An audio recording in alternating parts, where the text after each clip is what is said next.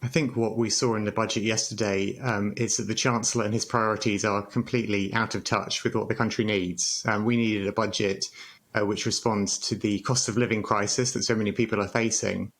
And let's look at a few of the measures which we actually saw. So having taken £6 billion away from people receiving universal credit, the Chancellor then expected praise for putting less than half of that back in. If you've got people who are working but struggling and not receiving universal credit, there's basically nothing in the budget for them apart from a tax hike. And for everyone who's facing the costs of energy going up, there was nothing to reduce VAT on domestic energy bills as we've called for ahead of the budget. So overall, if you look at the government's decisions, they managed to find time for a tax cut for bankers. But what we didn't see was a plan that puts working people first and invests in the growth and jobs of the future. Aren't you being a bit disingenuous, particularly on gas bills and things? That's a wholesale issue. It's nothing to do with the government.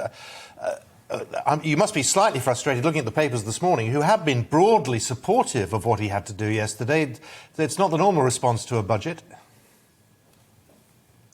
Well, let's take the example of energy bills you just mentioned there. What we've said the government should do is from November the 1st, cut VAT on energy bills to zero for 6 months. That would be immediate help for people. It would go straight into people's pockets. It would help people who are struggling with energy bills over the tough months ahead. And, you say the government say it's nothing to do with them. That's a line that we hear them trot out very frequently, to be honest. The problems that the country's facing is nothing to do with them. In the case of energy bills, here is a solution we offer to them on a plate. The fact is that VAT receipts have been a lot higher this year than they expected. So there is a kind of surplus in terms of VAT receipts. We suggested some of that could go immediately to reducing energy bills by cutting VAT to zero for the next 6 months. And the government ignored that. So people want a solution to the difficult months ahead, and the government had nothing to offer. Well, they have offered optimism, haven't they? The predictions of growth. Do you have an argument with that? Because, frankly, if the economy doesn't grow as he's predicting, then we are all in a mess quite soon, aren't we? We absolutely need growth, but the problem with this government is that they are, in fact, now having to raise taxes because growth is so low. And what they should be doing is investing in growth of the future. Let's take one example, a really big, important example about the green transition, about shifting our economy from where it is now to where it needs to be as we move towards net zero. The Shadow Chancellor, Rachel Reeves, set out recently how we would invest £28 billion every year for the rest of this decade to move our economy from where it is now to where it needs to be, and thereby creating jobs and opportunities across the country. The Chancellor barely mentioned climate change in his budget speech yesterday. There wasn't any investment in creating the jobs of the future. And actually, the only thing he did mention, which has direct relevance to COP26, the climate change summit that we're hosting in Glasgow, was a cut in air passengers duty on domestic flights, which I think sends entirely the wrong message. James, let's talk about the raising of the minimum wage from £8.91 to £9.50. How will this affect low-earning families, do you think?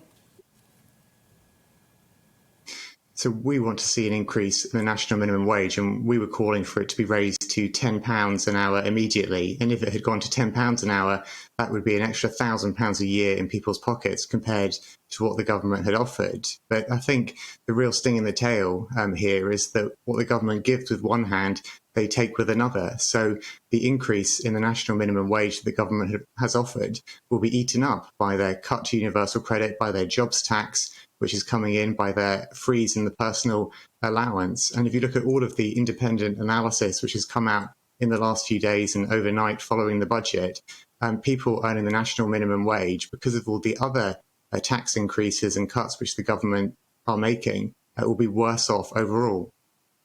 Just looking at the devolved governments, record funding for them, do you think that will in any way allay the fears that many have of what's happening in Scotland, the push there for another vote on independence? Do you think the government has bought some time? I think that what people in Scotland and people in all nations of the UK want is for the government to focus on the problems that people face in their day-to-day lives. And, as I said, we went into this budget with people facing a tough winter ahead, people facing rising energy costs and rising costs of everything in life, with inflation going the way it is. I think people want help from government to get through those difficult months ahead. I think the other point worth making as well is that businesses need more support as well, because businesses are facing difficult months ahead and they really want to be on a sustainable footing as we come out of the COVID pandemic. I've been visiting local businesses in my constituency, visiting high street shops to talk to them about the problems they face. And they were really hoping for a fundamental reform of business rates to come out of the budget. The government announced a fundamental reform, but really, apart from some short-term help, it's just tinkering around the edges, and it falls far short of this fundamental reform that people want to shift the burden of taxation away from high street stores and toward the online giants who have done so well. James Murray, thank you very much for joining us this morning. Good to see you.